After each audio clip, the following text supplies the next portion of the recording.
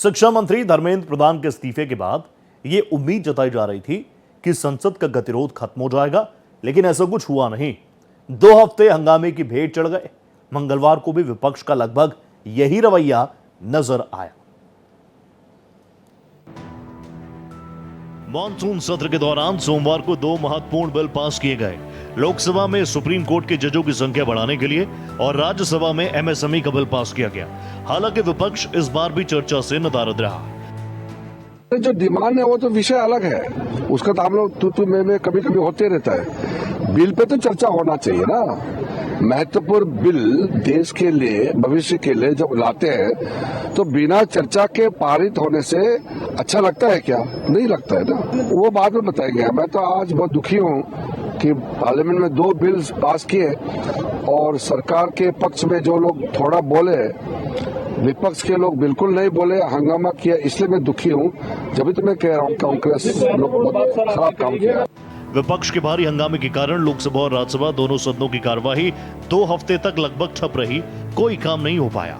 छात्रों और राम मंदिर चंदा चोरी मुद्दे को लेकर विपक्ष का हंगामा लगातार तीसरे हफ्ते के पहले दिन भी बरकरार रहा। नियोजित ढंग से इस सदन को चलने नहीं दे रहे हैं, चाहे वो राहुल गांधी हो, चाहे समाजवादी पार्टी के अखिलेश हो या विपक्ष हो। तो आज जिस तरह से ये सत्र का तीसरा सप्ताह चल रहा है, जब नीट की परीक्षाओं पे और एक कानून आया, उसकी शुचिता के लिए विस्तार से दोनों सदनों में चर्चा हुई। खुद राहुल गांधी को 50 मिनट बोलने को मिला, तो फिर आप इस सदन को क्यों रोक रहे हैं? सदन में जब उस पर चर्चा हुई तो हर विषय पे चर्चा हो सकती है। देखिए, भाजपा बड़ी हार की तरफ बढ़ रही है, ये सबसे बड़ी खबर है। और केवल बिहार में नहीं, मध्य प्रदेश में भी बड़ी हार की तरफ बढ़ रही है।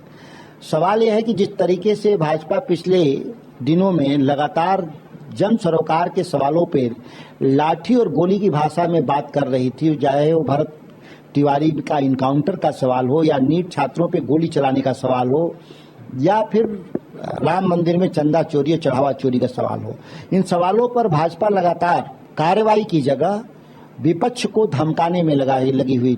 वहीं केंद्र सरकार महत्वपूर्ण विधेयकों को हंगामे के बीच भी पारित कराने की रणनीति पर काम कर रही है। इसी क्रम में पिछले हफ्ते भी 2 बिल पास हुए और इस हफ्ते के पहले दिन भी 2 बिल पास करवाने में सरकार कामयाब रही।